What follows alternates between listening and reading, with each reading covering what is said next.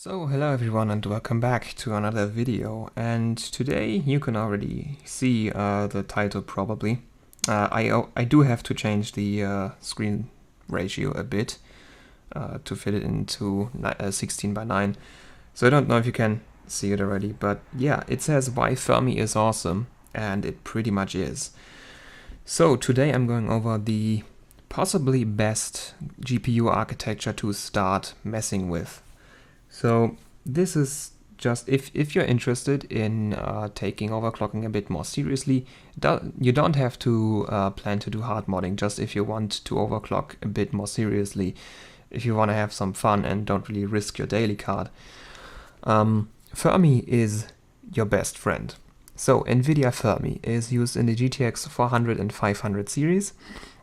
And it is kind of infamous for running really hot and being power hungry, and yes, it very much is. But Fermi is an architecture that's very fun, very easy to mess with, and also cheap.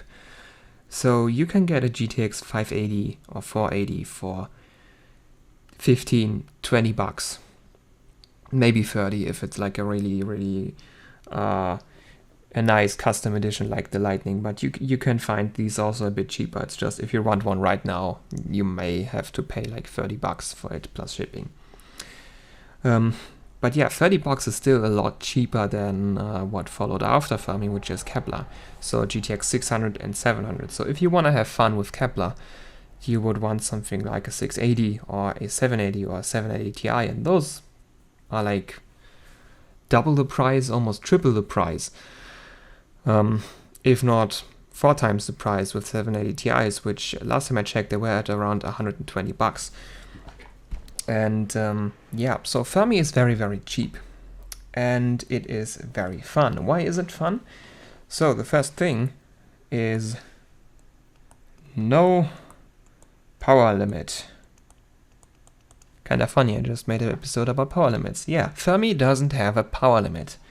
There is literally no power monitoring on a Fermi card. Some of them do have shunt resistors, which are used for power monitoring, but there's actually no functioning power monitoring system. Maybe there's a power monitoring system on them, but it's not doing anything. There is no power limit if you use the card. There literally is no power limit. So these cards can draw so much power, like they can pull as much power as they want, which is great because it's one less thing that you have to mess with. And as a beginner, and also just if you want to have a lot of fun without having to get around some annoying restrictions, having a power limit, not having to deal with it, is really nice. So yeah, Fermi doesn't have a power limit, which is kind of part of the reason why it was so hot all the time. The next thing why it's awesome is voltage scaling. So pretty much everything scales with voltage, but to different extents. So there's things like Pascal and Turing, which is used for GTX 10 and 20 or RTX 20, and these architectures do scale with voltage, but only if they're really cold, like liquid nitrogen cold. On ambient, there's practically no scaling. Same for GTX 900 series. Like some cards seem to scale, but like my 980 Ti just doesn't care about voltage if it's at ambient. Kepler, so 600, 700 does scale with voltage, but not as much as Fermi. Fermi scales a lot with voltage. It's just like, you want more megahertz? Well, give it more voltage. Now you have more megahertz. If your RAM can take it, if your cooler can take it, that's great. And yeah, voltage scaling. It's really good on Fermi. Then, Fermi is also great because it supports DirectX 11. And also by extension DirectX 12, but like that's a software thing. Like you can run TimeSpy on Fermi cards. It's just not great. But they are DirectX 11 compatible, so all the modern benchmarks, your Firestrike, your Unigine thingies, all of them work. You can even play games with them, even though they're pretty slow by today's standards. Like, they are 10 years old. But yeah, they do support all the benchmarks that you want. So that's another thing why it's awesome. The next thing is custom cards. So Fermi is an architecture that has a lot of very interesting custom cards, because Fermi is back when overclocking cards were a serious thing. If you get an overclocking card today, what you get is like a reference PCB with different layout and maybe some overclocking focused features. Like, pretty much the only overclocking cards that still exists are the Kingpin and the Galaxy Hall of Fame cards, and even these have lost quite a lot of their functionality over the older models. So you can get for Fermi some really, really great custom cards, like my GTX 580 Direct CO2. Even though the heatsink it comes with is trash, the PCB is really great. Not only do you get 8 phases instead of 6 for the reference, you have much stronger phases individually, and you get extra capacitors. It's a PCB that's great for modding, and just like it's just a great PCB. And then there's the GTX 580 Lightning that I have, which is even better. Like, an extremely strong VRM that, like, if the card should die one day, you can just turn that VRM into a power board, easy peasy. There's a documentation for it online because people have done it already. And then, like, there's also a Matrix card. There's a, I don't know if there's not a Kingpin, but there's a for the Win card from EVGA that also has a really great VRM. And just GTX, just like pretty much all the other, all the pre-980 Ti cards from Nvidia were pretty much trash. But like back then, the difference between reference card and like a custom card was night and day. Yeah, like your custom cards could just they just flew away with performance. And yeah, and because they have no power limit, you can just raise the voltage on them, and those VRMs can actually handle that. And while the reference VRM kinda, wouldn't go over 1.25 volts. Yeah. So then, by extension, the next awesome thing is also custom mid-range cards. That's something that just doesn't exist anymore. Like, yes, there are custom mid-range cards, but by custom cards, I mean some upgraded ones, not just different layouts like you get today. There are things like the GTX 460 Hawk that I have, or from Gigabyte, the GTX 460 SoC.